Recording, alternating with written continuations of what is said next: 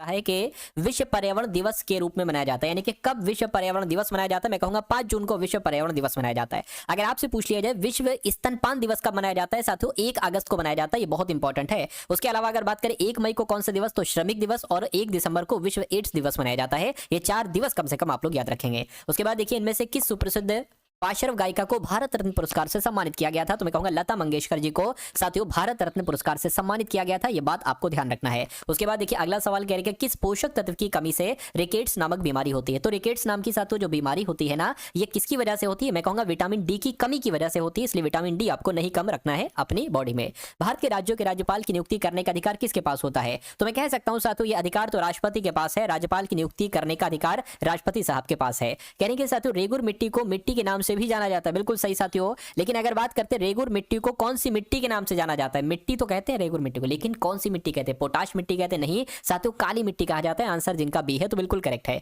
विधायी शक्तियों के विभाजन के अनुसार भारत सरकार की प्राथमिक जिम्मेदारी इनमें से क्या है? तो कृषि पर आयकर ये प्राथमिक जिम्मेदारी थोड़ी ना है। सार्वजनिक स्वास्थ्य और स्वच्छता या रक्षा बलों को बनाए रखना, मैं कहूंगा बिल्कुल रक्षा बलों को बनाए रखना, ये भारत सरकार की प्राथमिक जिम्मेदारी है विधायी शक्तियों के विभाजन के अनुसार। खैर नेक्स्ट नंबर का सवाल आपकी स्क्रीन पर, हरिप्रसाद चौरसिया नाम आपने सुना होगा। तो हरिप्रसाद चौरसिया ये सितार बजाने के लिए जाने जाते हैं? नहीं, पखावज नहीं साथियों, बांसुरी बजाने के लिए जाने जाते हैं। आंसर आपका सी होना चाहिए।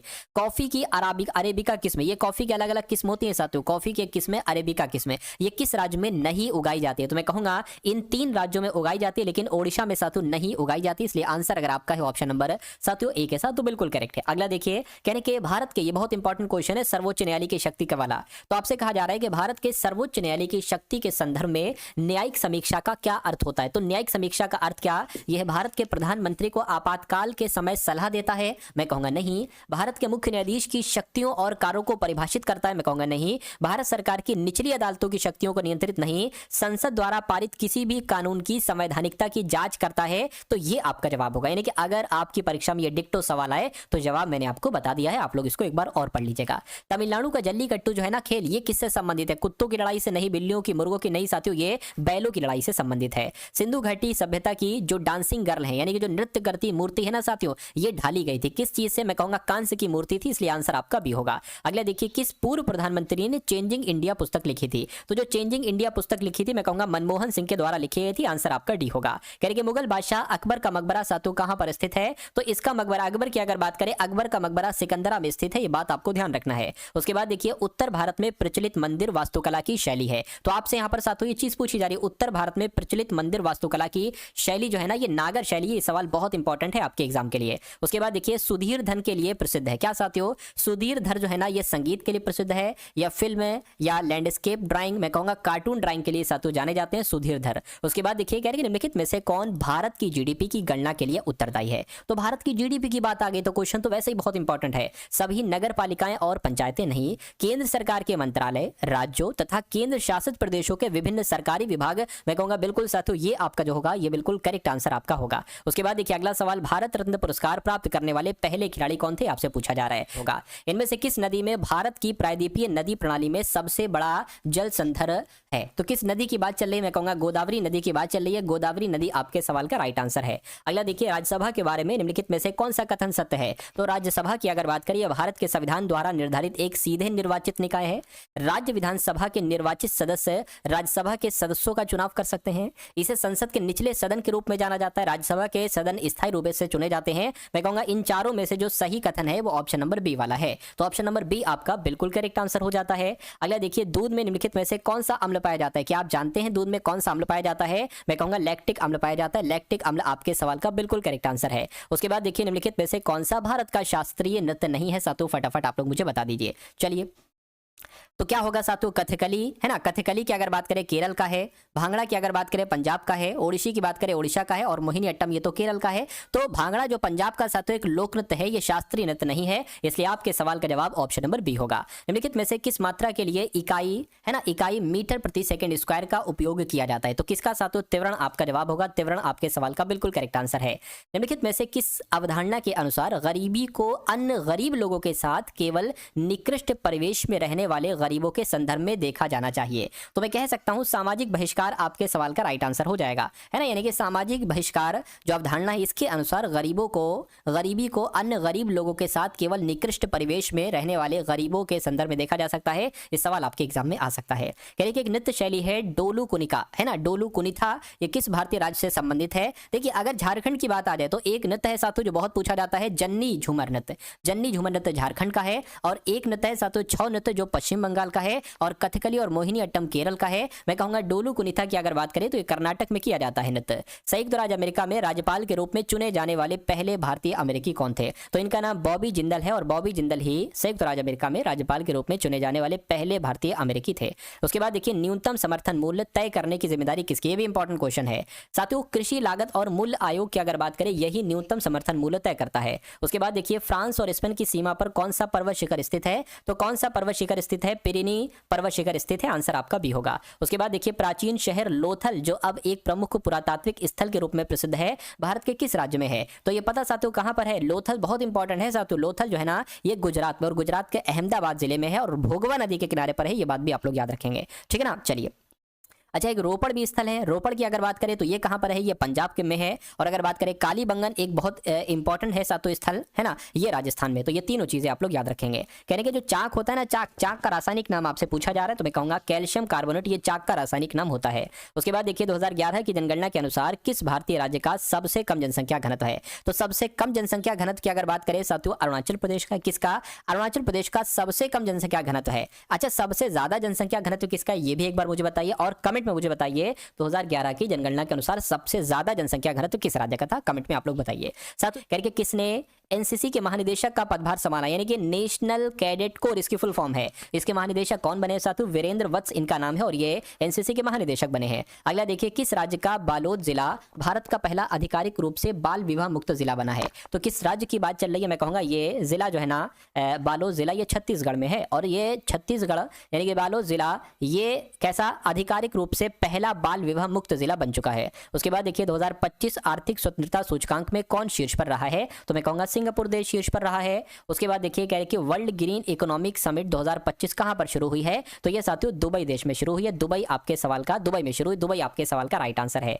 अगला सवाल आपकी स्क्रीन पर है। कह रहे कि भारतीय सेना ने कहां ड्रोन कवच अभ्यास शुरू किया है? तो ये साथियों अरुणाचल प्रदेश में शुरू किया है। भारतीय सेना ने ड्रोन कवच अभ्यास साथियों अरुणाचल प्रदेश में शुरू किया है। कह रहे कि किसने आरएसएस के 100 वर्ष पूरे होने पर स्मारक डाक टिकट और सिक्का जारी किया है? तो किसकी बात चल रही है साथियों? नरेंद्र मोदी की बात चल रही है। नरेंद्र मोदी ने ही आरएसएस के 100 वर्ष पूरे होने पर स्मारक डाक टिकट और सिक्का जारी किया है। उसके बाद देखिए किसने जापान ओपन 2025 का खिताब जीता है? तो अगर बात करते हैं साथियों हम किसकी बात करें और क्या हमारा जवाब होगा? मैं कहूंगा हमारा जवाब कार्लोस अल्कराज हो जाएगा। जापान ओपन 2025 का खिताब साथियों कार्लोस अल्कराज के द्वारा ही जीता गया है। ये बात आप लोग साथियों यहाँ पर ध्यान रखेंगे भाई। बहुत बढ़िया, वेरी गुड क्लास। चलिए साथ उसके बाद देखिए अगला सवाल आपकी स्क्रीन पर है। आपसे यहाँ पर कहा जा रहा है कि हाल ही में कौन पहले दृष्टि बाधित महिला T20 क्रिकेट विश्व कप की मेजबानी करेगा? तो मैं कहूंगा साथियों भारत और श्रीलंका दोनों करेंगे, इसलिए ऑप्शन नंबर सी आपका जवाब होगा। अगला देखिए एशिया की पहली महिला लोको पायलट रिटायर हुई है, उनका नाम क्या है? तो उनका नाम साथियों सुरेखा यादव है। सुरेखा यादव आपके सवाल का बिल्कुल करेक्ट आंसर है।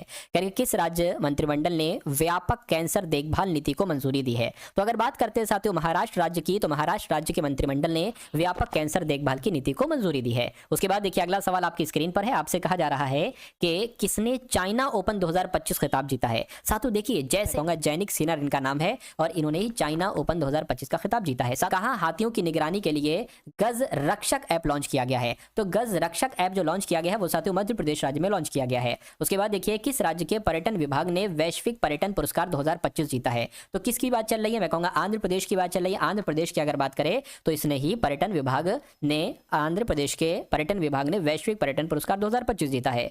किसे टाटा मोटर्स का एमडी और सीईओ साथियों नियुक्त किया गया है? मुझे बताइए। तो मैं कहूंगा शैलेश चंद्रा की अगर बात करें तो शैलेश चंद्रा जी को टाटा मोटर्स का एमडी और सीईओ नियुक्त किया गया है। उसके बाद देखिए किसने सीमा सुरक्षा के लिए एआई संचालित कमांड सेंटर लॉन्च किए हैं। तो अगर बात करते हैं साथियों यहाँ पर किसकी, मैं कहूंगा बीएसएफ बॉर्डर सिक्योरिटी फोर्स के द्वारा सीमा सुरक्षा के लिए एआई संचालित कमांड सेंटर लॉन्च किए। अच्छा मुझे दो काम बताइए, एक तो मुझे इसरो की फुल फॉर्म बताइए और एक डीआरडीओ की फुल फॉर्म बताइए कमेंट सेक्शन में। मैं आपको कमेंट के पढ़ूंगा, आपके कमेंट को पढ़ूंगा और देखूंगा किसका सही है किसका गलत था। कह रहे कि किसे दिल्ली का नया चीफ सेक्रेटरी नियुक्त किया गया, तो अभी हाल फिलहाल की बात है, 1.5-2 महीने पहले की दिल्ली के नए चीफ सेक्रेटरी नियुक्त किए गए हैं राजीव वर्मा जी। तो राजीव वर्मा जी आपके सवाल का राइट आंसर है। अगला देखिए, किस देश के खिलाड़ी क्रिस वोक्स ने संन्यास की घोषणा की है। तो मैं कह सकता हूं साथियों संन्यास की घोषणा जो की है ये क्रिस वोक्स जो है ना, ये इंग्लैंड देश के हैं और इंग्लैंड देश के ही खिलाड़ी क्रिस वोक्स ने संन्यास की घोषणा की है। उसके बाद देखिए, पूर्व सैनिक कल्याण का राष्ट्रीय सम्मेलन 2025 का उद्घाटन कहां पर किया गया है। तो ये कहां हुआ है, मैं कहूंगा नई दिल्ली में हुआ है। तो नई दिल्ली आपका जवाब है। अगला देखिए, प्रधानमंत्री नरेंद्र मोदी ने किसकी आत्मकथा की प्रस्तावना लिखी है।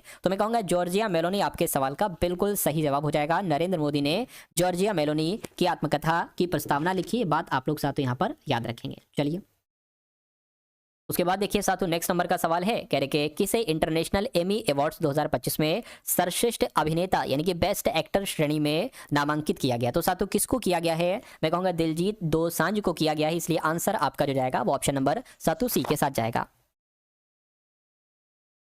चलिए साथियों, अब उसके बाद अगर बात करें, अब आपके सामने यहाँ पर रीजनिंग के क्वेश्चन स्टार्ट हो चुके हैं। तो सबसे पहले रीजनिंग के सिर्फ वही सवाल देखेंगे जो दिल्ली पुलिस में साथियों आपके आने के पूरे पूरे चांसेस है। जिस टाइप के सवाल पूछे जा रहे हैं उस टाइप के साथियों सवाल हम लोग देखेंगे। चलिए तो पहला सवाल साथियों कथन और निष्कर्ष का है और ऐसे दो सवाल आपको देखने को मिलेंगे, थोड़ा सा बस चेंज होगा।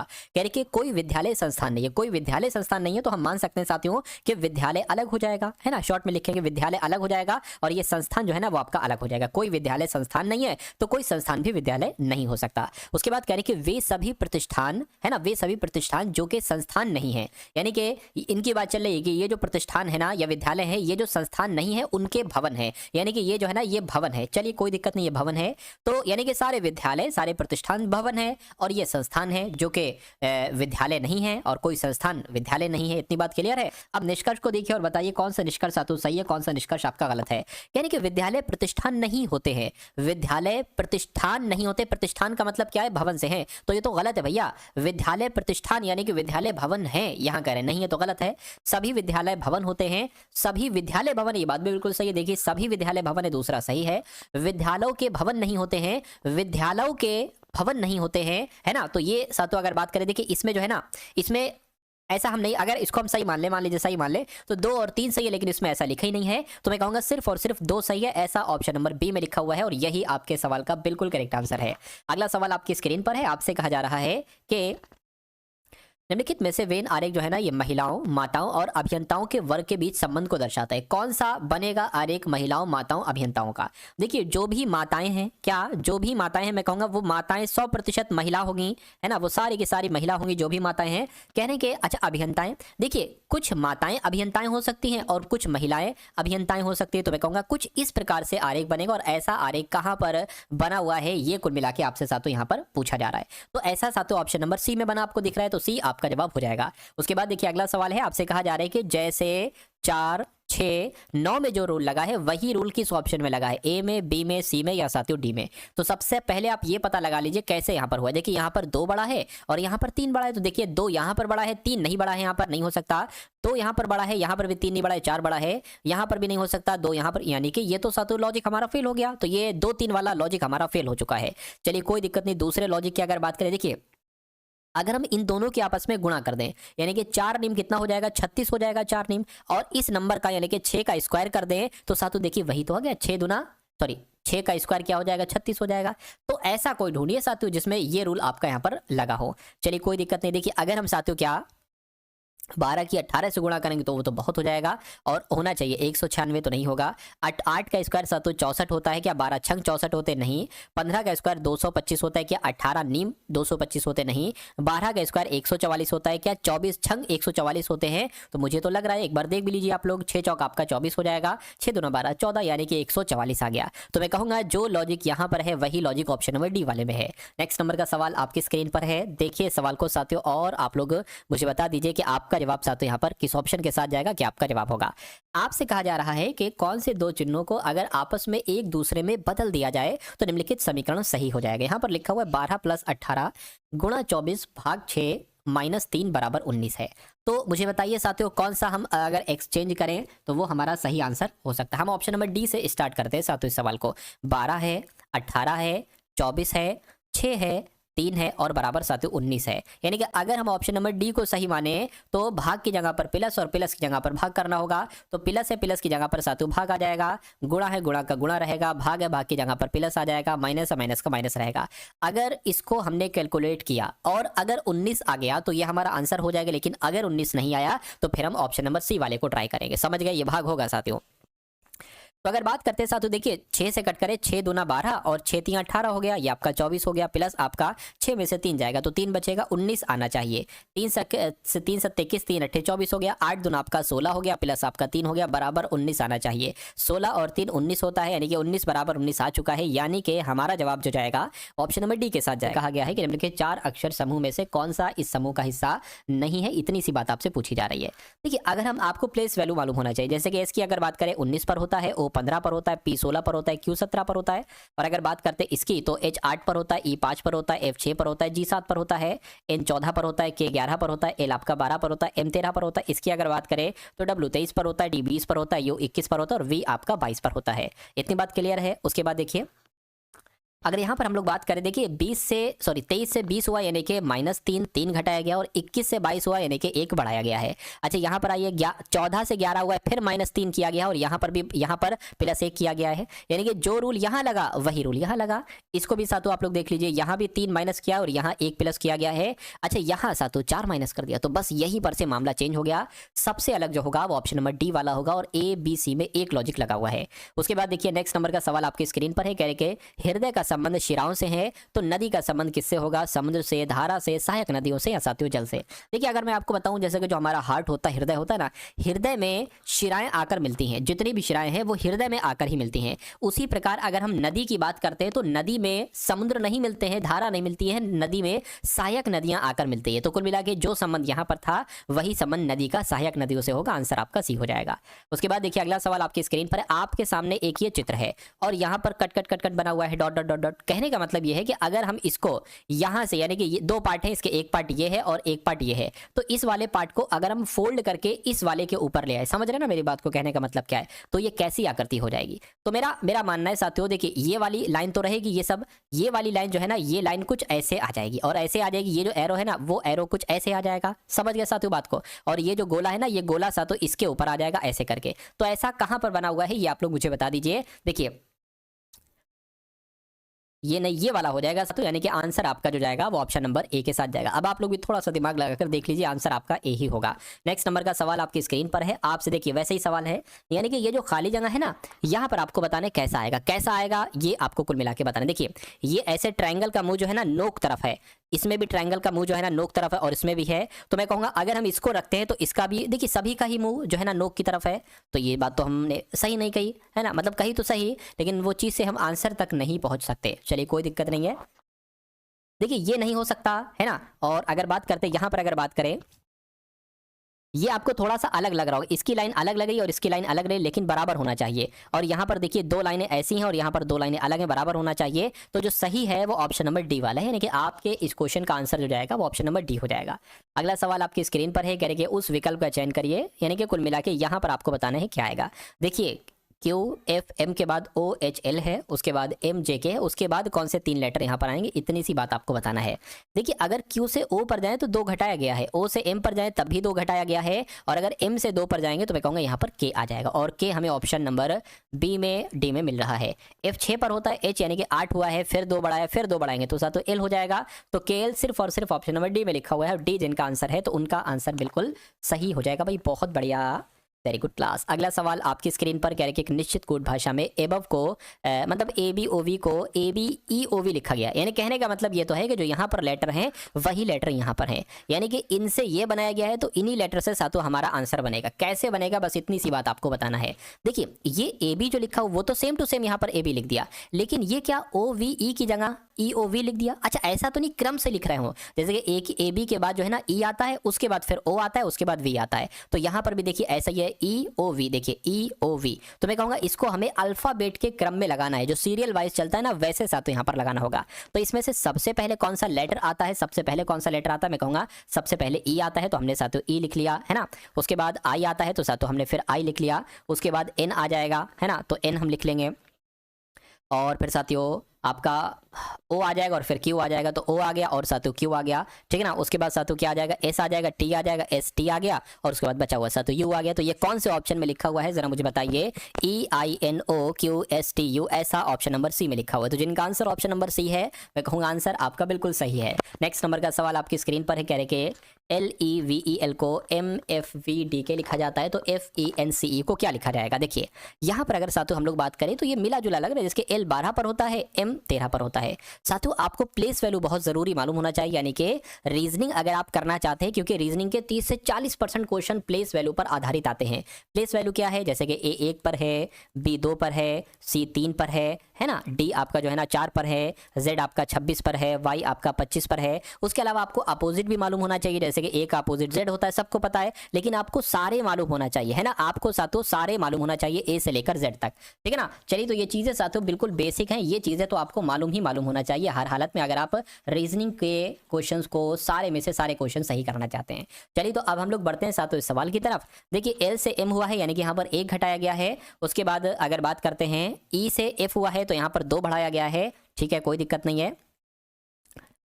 नहीं भाई 1 बढ़ाया गया है, मतलब यहाँ पर 1 घटाया गया है ना, सॉरी 1 बढ़ाया गया, यहाँ पर भी 1 बढ़ाया गया, और यहाँ पर अगर बात करें सेम टू सेम लिख दिया गया, E से D फिर 1 घटाया गया L से, यानी कि समझ में आ गया, यानी कि ये जो N है ना, N का N आ जाएगा। यहाँ पर सबसे पहले आपको बढ़ाना इन 2 लेटर में, फिर इनको घटाना है, घटाएंगे तो साथों B आ जाएगा और D आ जाएगा, और बढ़ाएंगे तो F के बाद क्या आता है साथों G आता है, और E के बाद क्या आता है साथों F आता है। तो ये कौन से ऑप्शन में जरा देखिए, GFNBD, ऐसा ऑप्शन नंबर सी में है, तो यही आपका जवाब हो गया। उसके बाद देखिए कह रहे कि प्रसिद्ध का संबंध विख्यात से है, तो प्रतिबंध का संबंध किससे होगा, मुझे बताइए। देखिए प्रसिद्ध की एक तरीके से कहीं ना कहीं सेम मीनिंग होता है विख्यात, तो प्रतिबंध का समानार्थी साथों यहाँ पर क्या हो सकता है, अनुमति देना नहीं, निषेध, निषेध मतलब भी वही मनादी होती है, तो कुल मिला के आंसर आपका भी होगा। उसके बाद देखिए अगला सवाल आपकी स्क्रीन पर है, आपसे कहा जा रहा है कि दिए गए विकल्पों में से असंगत आपको बताना इसमें से क्या है। कान, आंख, गुर्दा, नाक। देखिए जैसे कि अगर हम बात करें, आपको कोई देखता है तो आपका कान भी दिखता है, आपकी आंख भी दिखती है, आपकी नाक भी दिखती है, लेकिन क्या गुर्दा दिखता है ना, गुर्दा नहीं दिखता है। तो ये अंदर का पार्ट है और ये सारे बाहरी पार्ट हैं, तो इसलिए सही जवाब आपका जो जाएगा वो ऑप्शन नंबर सी के साथ जाएगा। नेक्स्ट नंबर का सवाल साथों आपके स्क्रीन पर है। अब यहां पर अगर बात करें साथों, एक सवाल आपके सामने है जो कि नंबर सीरीज का है ना। चलिए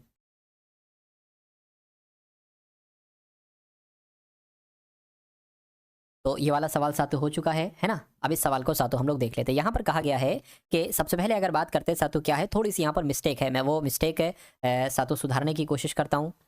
मुझे तो लग रहा है साथियों बिल्कुल ही मिस्टेक है, 26, 17, 37, 25 ये सही नंबर से यहाँ पर टाइप नहीं हो पाए हैं। कोई बात नहीं साथियों, नेक्स्ट नंबर का सवाल आपकी स्क्रीन पर आ चुका है। यहाँ पर कहा जा रहा है कि सबसे पहले 102 है, उसके बाद 98 है, फिर साथियों 82 है और फिर 46 है। आपको बताने कि उसके बाद कौन सा नंबर आ सकता है, तो थोड़ा सा दिमाग लगाइए और अगर रीजनिंग के बादशाह आप कहलाना चाहते हैं तो इस सवाल का जवाब आप लोग फटाफट बता दीजिए। देखिए 102 में हम कितना घटाएं कि 98 आ जाए, मैं कहूँगा 4 घटा दीजिए। 98 से 82 में कितना घटाएं, ये आपसे कुल मिला के पूछा जा रहा है। 8 में से 2 जाएगा, 6 बचेगा, 9 में से 1 तो 16, यानी कि 16 घटाना है। 82 से 46 में साथ तो कितना, 12 में से 6 घटे 6 आएगा, 7 में से 4 जाएगा 3। यानी कि अगर बात करते हैं आपको थोड़ा सा कुछ महसूस हो रहा है कि भैया ये 2 का स्क्वायर है, ये 4 का स्क्वायर है, ये 6 का स्क्वायर है, तो 2 4 6 8 आ जाएगा। 8 का स्क्वायर यानी कि यहाँ पर कितना आ जाएगा, 64 आ जाएगा। तो कुल मिला के 64 आपको बढ़ाना है, सॉरी 64 की अगर बात करें 64 बढ़ेगा साथियों, मतलब 64 देखिए घट रहा है तो ये घटेगा, यानी कि 64 46 में से आपको क्या 64 को घटाना होगा। लेकिन ये बड़ा नंबर है तो फिर अब हम क्या कर लेंगे, 64 में से 46 को घटाएंगे, लेकिन जो नंबर आएगा वो माइनस का आएगा, ये बात ध्यान रखिएगा। तो 14 में से 6 जाएगा, कितना बचेगा साथियों मुझे बताइए, 4 और 4 8 बचेगा, तो 8 आ जाएगा। अब ये 5 हो जाएगा, 5 में से 4 जाएगा 1, यानी कि माइनस का 18 यहाँ पर आएगा। ऑप्शन में देखिए क्या कहीं पर माइनस का 18 लिखा हुआ है, मैं कहूँगा बिल्कुल लिखा हुआ है, ऑप्शन नंबर ए में लिखा हुआ है। तो जिनका आंसर ऑप्शन नंबर ए के साथ है तो बिल्कुल सही है। उसके बाद देखिए साथियों अगले नंबर का सवाल आपकी स्क्रीन पर है। आपसे कह रहे हैं कि निम्नलिखित समीकरण को सही करने के लिए विकल्पों में दिए गए किन दो चिन्हों को परस्पर बदला जाना चाहिए। ऐसा भी साथियों एक सवाल आता है। चलिए कोई दिक्कत नहीं, सवाल को हम सॉल्व करने की कोशिश करते हैं। 25 + 25 गुणा 25 है ना, 25 गुणा 25 हो गया, माइनस 25 भाग 25, यानी कि बराबर जो आना चाहिए -599 आना चाहिए। चलिए तो 25 25 25 और फिर साथियों 25 कैलकुलेट करके -599 आना चाहिए। तो ट्राई हमने आपको कहा था इस टाइप के सवाल में आप हमेशा ऑप्शन नंबर डी से स्टार्ट करा करिए, ये भाग होगा, है ना। तो साथियों गुणा की जगह पर भाग और भाग की जगह पर गुणा साथियों हम पुटअप कर देते हैं। तो यहाँ पर प्लस है, प्लस का क्या आएगा साथियों, प्लस का प्लस आएगा, गुणा है, गुणा की जगह पर भाग आ जाएगा, और ये माइनस है, माइनस का माइनस रहेगा, ठीक है ना। चलिए तो आपके सामने क्या आ गया, 25 + 25 भाग 25 - 25। क्या कोई चीज कोई दिक्कत लग रही है, 1 2 3 4 5, ठीक है, कोई दिक्कत नहीं है। देखिए 25 लिखा, प्लस की जगह पर हमने प्लस कर दिया, फिर ये 25 लिखा, और फिर ये 25 ये 25 ये 25, ये 3 बार 25 है भाई साहब, मैंने तो 2 बार 25 लिखा है, तो ये आपकी क्या मिस्टेक हो रही है। देखिए ये 25, ठीक है ना, ये 25 और फिर एक और 25 आएगा जहां पर क्या है, भाग है, और भाग की जगह पर साथियों गुणा आ जाएगा। इतनी समझ में आ गई। अब देखिए आपके सामने जो है ना 25 + 25 भाग 25 - 25 गुणा 25 बराबर आना चाहिए माइनस का 599। तो इसको कैलकुलेट करके मुझे बताइए। देखिए सबसे पहले भाग को सॉल्व करेंगे तो 25 25 होगा, तो कितना आ जाएगा, 25 + 1 आ जाएगा, माइनस 25 की 25 से गुणा करेंगे तो साथियों 625 आ जाएगा, 25 + 1 कितना हो जाएगा, 26 हो जाएगा, यानी कि 26 - 625 आपके सामने आ चुका है, और बराबर 599 आना चाहिए। अगर आ जाता है इसको कैलकुलेट करके 599, तो ये हमारा जवाब हो जाएगा। 625 में से 26 अगर हम घटाते हैं तो कितना आता है, 599 आता है, यानी कि 599 बराबर 599 आ चुका है। अब बड़ा संख्या माइनस की है तो जो आंसर आएगा वो माइनस का ही आएगा, यानी कि -599 बराबर 599 आ चुका है। तो कुल मिला के आंसर हमारा ऑप्शन नंबर डी होगा। नेक्स्ट नंबर का सवाल आपकी स्क्रीन पर है, देखिए सवाल को और बताइए राइट आंसर क्या होगा। आपसे कह रहे हैं कि 7 मित्र, देखिए इस सवाल की अगर बात करें ना, मैं भी इसको फर्स्ट टाइम देख रहा हूं, लेकिन जैसे सवाल में कहा जा रहा है बस स्टेप बाय स्टेप और प्रीवियस ईयर के यानी कि पिछले एक्सपीरियंस के हिसाब पर मैं वो सवाल करता चला जा रहा हूं। जैसा सवाल बताता है मैं करता चला जाता हूं, अंत में आंसर खुद आ जाता है, और फिर उस आंसर को ऑप्शन से मैच कर लेता हूं। अगर मेरा आया हुआ आंसर ऑप्शन में है तो उसको टिक लगा देता हूं, वही साथियों आंसर हो जाता है। समझ गए। तो यही तरीका आपको साथियों अपनाना, एक सिंपल सा साधारण सा तरीका है ये। यानी कि 7 मित्र हैं, OPQRSTU, तो एक पंक्ति में बैठे हैं, फिल्म देख रहे हैं, तो 1 2 3 4 5 6 और एक साथियों 7 मित्र यहाँ पर होगा, ये फिल्म देख रहे हैं। अच्छा मैं सारी चीजें आपको अच्छे से बताता हूँ, उसमें समय लगता है, तो आप ऐसा ना करिए कि इतना समय लगे, आपको इतना समय नहीं लगाना है ना। यानी कि P एक अंतिम छोर पर है, यानी कि P या तो यहां पर होगा या तो यहां पर होगा, अभी हम नहीं लिख सकते। यानी कि Q S के ठीक बाईं ओर बैठा है, ठीक है, और P T के दाईं से दूसरे स्थान पर बैठा है। अच्छा एक बात बताइए, अब आप मुझे बताइए सबसे पहले अगर हम क्या इस लाइन को सॉल्व करें, है ना, ग्रीन वाली, या साथियों सबसे पहले इस लाइन को सॉल्व करें, येलो वाली। पता कौन सी लाइन सॉल्व करना है, उससे आपका आंसर जल्दी आ जाएगा। आप पहली लाइन में लिखा हुआ है Q और S, आप देखिए Q और S क्या यहाँ पर कहीं पर लिखा हुआ है, नहीं, Q S यहाँ पर भी नहीं, यहाँ पर भी नहीं। अच्छा अगर हम इसको सॉल्व करें PT, क्या PT कहीं पर लिखा हुआ, हमें T कॉमन मिल रहा है, तो बस कॉमन वाले को हमें सबसे पहले सॉल्व करना होता है। तो देखिए क्या फायदा मिलेगा कॉमन वाले को सबसे पहले सॉल्व करने का। इसको छोड़ दीजिए ग्रीन वाले को, P T के दाएं से दूसरे स्थान पर बैठा है, तो T को आप कहीं पर भी बैठा दो। मान लीजिए T को हमने लीजिए बीच में बैठा दिया, तो T के दाएं से दूसरे स्थान पर P बैठा है, तो T का दायां किधर होगा, 1 2, यानी कि इधर हो जाएगा P।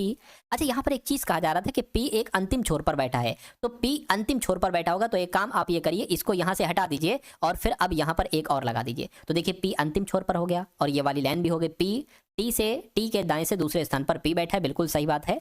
उसके बाद आपसे कहा जा रहा है, देखिए T ये कॉमन मिल रहा है, यानी कि O जो है ना, O ये R और T के बीच में, यानी कि R और T के बीच में कौन है, O है, तो ये भी हो गया। अब फिर से एक बार शुरू से आ जाइए, यानी कि P अंतिम छोर पर बैठा है, ठीक है, Q S के ठीक बाएं ओर बैठा है, यानी कि Q S के, तो मैं कहूंगा S के बाएं ओर कौन बैठा है, Q बैठा है, तो ये 2 जगह खाली थी इसलिए हमने इसको यहाँ पर बैठा दिया। अब बचा सिर्फ और सिर्फ साथियों एक है, U बचा है, तो वो U यहाँ पर आ जाएगा। यानी कि बिल्कुल बाएं छोर पर कौन बैठा है, मैं कहूंगा बिल्कुल बाएं छोर पर Q बैठा हुआ है, तो Q तो यहाँ पर नहीं है लेकिन हम लिख देंगे, तो Q आपके सवाल का बिल्कुल करेक्ट आंसर है। चलिए अगला सवाल आपकी स्क्रीन पर है, देखिए सवाल को और बताइए आपका जवाब क्या हो सकता है।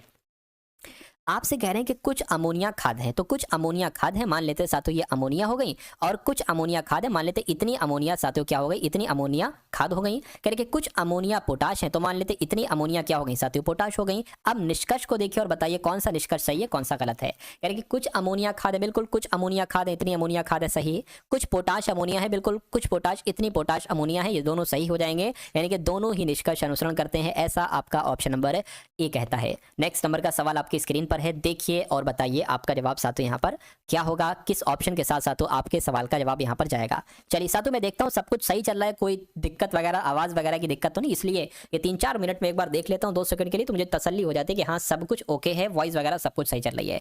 चलिए तो अब अगर बात करते हैं साथियों के 8 मित्र हैं ABCDEFGH, दोपहर के भोजन के लिए एक वृत्ताकार मेज के चारों ओर एक दूसरे के सामने बैठे, एक वृत्त में बैठे 8 लोग, 1 2 3 4 5, 6, 7 और 8, ये 8 लोग हमने यहाँ पर साथियों क्या शिफ्ट कर दिए। कहने कि वृत्ताकार में इसके चारों ओर एक दूसरे के आमने सामने बैठे हुए हैं। कहने कि ए डी के सामने है और बी के दाएं ओर से तीसरा है। ठीक है, अगर हम इस लाइन को सॉल्व करेंगे तो देखिए हमें कॉमन मिल रहा है ए डी बी में से क्या ए डी ए मिल रहा है, ए यहाँ पर मिल रहा है। हाँ, तो ये हमारा फैसला सही है, ग्रीन वाली लाइन को आप सॉल्व कर लीजिए। डी के सामने बैठा है ए, तो डी के सामने हम ए को बैठा देते हैं। मान लीजिए डी के सामने साथों हमने ए को यहाँ पर बैठा दिया और कहने के ए जो है ना ये डी के तो सामने, ए जो है ना ये डी के सामने है और बी के दाएं से तीसरा है, यानी कि बी के दाएं से तीसरा है तो बी यहाँ पर आएगा। बी के दाएं से तीसरा 1 2 3, बी के दाएं से तीसरा ए हो गया, तो ये पूरी लाइन हो गई हमारी। उसके बाद कहने के ए और एफ के बीच में जी है, तो ए एफ यहां पर बनाए या ए एफ यहां पर बनाए, अभी हमें नहीं पता है तो इसको थोड़ा सा स्किप कर दीजिए आप। कहने के ए के दाएं ओर एच है, तो ए के दाएं ओर कौन हो जाएगा, ए का दायां एच हो जाएगा, तो एच साथियों यहां पर आ जाएगा।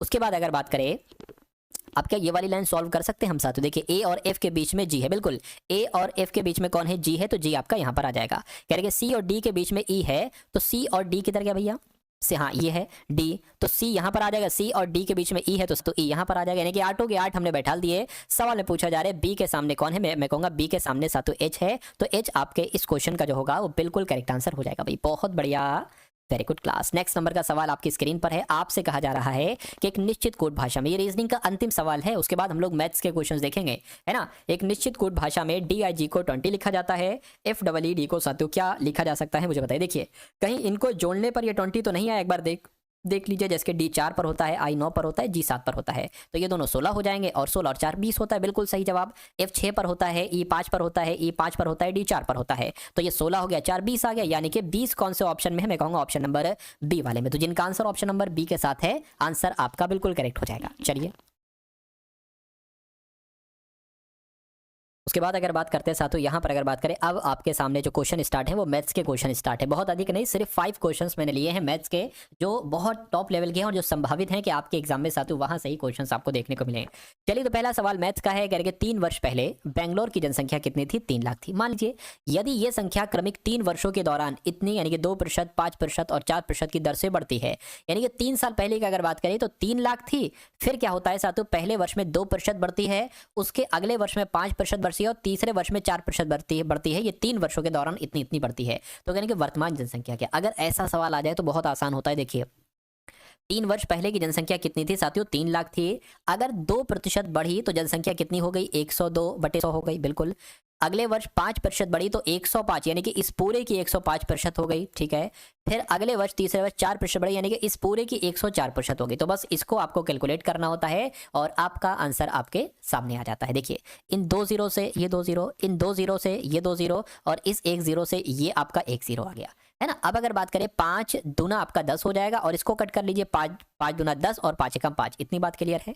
2 से इसको कैंसिल कर लेते हैं साथियों, 2 पंजे और 2 दूना, 2 पंजे 10 और 2 दूना 4 हो गया, यानी कि अब आपके सामने 3 गुणा 102 गुणा 21 गुणा 52 आ चुका है। कितना आ चुका है साथियों, 52 आ चुका है। बस इसको कैलकुलेट कर लीजिए, आपका आंसर आपके सामने आ जाएगा। चलिए कैसे कैलकुलेट करें, कैलकुलेट आप भी कर सकते हो, मैं भी कर सकता हूँ, कैलकुलेटर का इस्तेमाल भी कर सकते हो, लेकिन कोई दिक्कत नहीं, कर लेते हैं। देखिए अगर इसकी गुणा कराएं साथियों कितना आ जाएगा, 3 दूना आपका 6 आ गया और 3 दूना 6 0 आ गया, 3 एकम 3 आ गया। अब 21 और 52 की गुणा करा लीजिए, 21 और 52 की गुणा कराते हैं साथियों 42 आ जाएगा, है ना। और अगर बात करते हैं 5 एकम 5, 5 दूना 10 आ गया, 2 आ गया, 9 आ गया, 0 1 आ गया, यानी कि अगर बात करें 306 गुणा 1092 आपको कराना है। तो क्या कैलकुलेटर का यूज कर ले, वैसे आप करा सकते हो, कोई ट्रिपल मल्टीप्लिकेशन है, एक बार तो 0 है तो 1092 10 यानी कि 1092 गुणा 306 से गुणा कराओगे तो ये आपका आ जाएगा 3,34,152। और ऐसा कहां पर लिखा हुआ है, एक सेकेंड, 152 ऐसा कहां पर लिखा हुआ है ये आपको देखकर साथियों बताना है।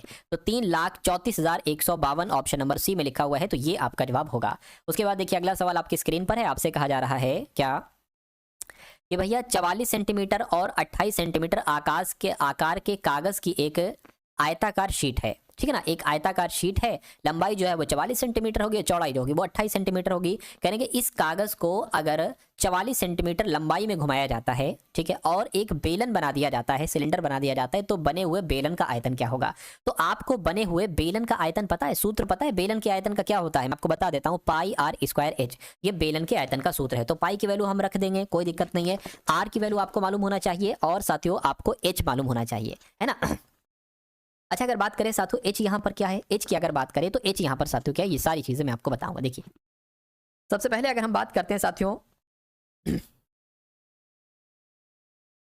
देखिए 28 और 44 सेंटीमीटर के आकार की कागज के एक आयताकार शीट को 44 सेंटीमीटर लंबाई में घुमाया जाता है। 44 सेंटीमीटर लंबाई में घुमाया जाता है, यानी कि 44 सेंटीमीटर क्या हो जाएगा साथियों, 2 पाई आर हो जाएगा। इतनी बात क्लियर है। चलिए अब यहां पर एक चीज कही गई है कि इसको 44 सेंटीमीटर आकार में घुमाया जाता है, यानी कि घुमाओगे तो साथियों वृत्त हो जाएगा।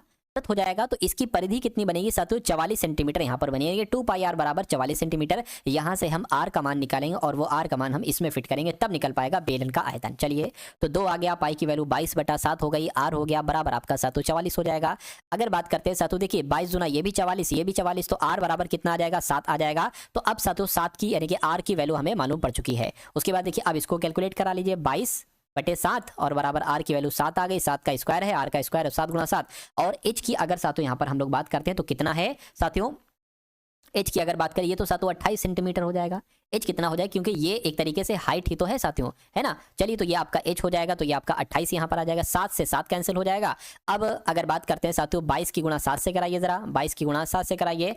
7 दुना आपका 14, 7 दुना 14 1 15 हो जाएगा, यानी कि 154 की गुणा आपको 28 से कराना है और आपका आंसर आ जाएगा। 8 चौक आपका कितना हो जाएगा, 32 हो जाएगा, ठीक है ना। 8 पंजे 40 और 3 43 हो जाएगा। 8 और 4 12 हो जाएगा और आपका ये 8 आ जाएगा और आपका ये 2 पंजे 10 आ जाएगा, 3 आ जाएगा, 2 आ गया, 11 आ गया, 3 आ गया, 4, यानी कि 4312 सेंटीमीटर क्यूब ये क्या आ जाएगा, बेलन का आयतन आ जाएगा। और ऐसा कहां पर लिखा हुआ है 4312 सेंटीमीटर स्क्वायर क्यूब, ऐसा ऑप्शन नंबर सी में लिखा हुआ है। तो जिनका आंसर ऑप्शन नंबर सी था, मैं कहूंगा आंसर आपका बिल्कुल करेक्ट था। नेक्स्ट नंबर का सवाल आपकी स्क्रीन पर है, देखिए सवाल को और साथियों मुझे बताइए कि आपका जवाब साथियों यहाँ पर किस ऑप्शन के साथ जाएगा, कि आपका जवाब हो सकता है। आपसे कहा जा रहा है कि एक आदमी 10 किलोमीटर प्रति घंटा की गति से अपने ऑफिस जाता है और 15 किलोमीटर की गति से वापस लौटता है अपने ऑफिस से घर की तरफ। यदि वो कुल 6 घंटे का समय लेता है तो निवास और ऑफिस के बीच की दूरी क्या है। यानी कि यहां से वो अपने ऑफिस जाता है, जाता तो है साथियों 10 किलोमीटर प्रति घंटा की स्पीड से, लेकिन वापसी में उसे थोड़ी सी जल्दी होती है तो वो अपनी स्पीड को बढ़ा देता है 15 किलोमीटर प्रति घंटा की स्पीड से। यानी कि इसको मतलब जाने में और आने में कुल जो समय लगता है वो समय कितना लगता है साथियों, 6 घंटे का समय लगता है। 6 घंटे का समय लगता है, तो दूरी पूछी जा रही है। तो अगर कभी भी आने जाने की चाल आपको दे रखी हो सवाल में और वो टोटल समय दे रखा हो जितना समय लगता है और आपसे पूछे दूरी बताइए ऑफिस की घर से, तो बस इसका एक सूत्र होता है साथियों, आप लगा देंगे। क्या, मैं कहूंगा दूरी के लिए एक सूत्र मैं आपको बता दे रहा हूं। देखिए v1 गुणा v2 कर लेंगे, v1 गुणा v2 और v1 और v2 को साथियों जोड़ देंगे। उसके बाद यहां पर साथियों समय से गुणा कर देंगे। अच्छा v1 क्या है, ये है, v2 क्या है, ये है। यानी कि सबसे पहले अगर बात करते हैं दूरी ज्ञात करने के लिए दोनों चालों की गुणा कर दीजिए 10 और 15 की, और फिर दोनों को जोड़ दीजिए, कितना आ जाएगा 25 आ जाएगा, और गुणा कर दीजिए समय से जो कि साथियों 6 घंटा यहाँ पर है, 6 से गुणा हो गई है। उसके बाद देखिए 150 आ जाएगा बटे 25 आ जाएगा और ये 6 आ जाएगा।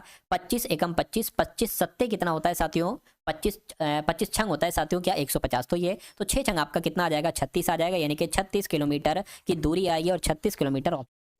दोस्तों ये वीडियो आप लोगों को कैसी लगी कमेंट बॉक्स में ज़रूर बताएं, और वीडियो अच्छी लगे तो वीडियो को लाइक करें और चैनल पे नए हैं तो चैनल को सब्सक्राइब करें।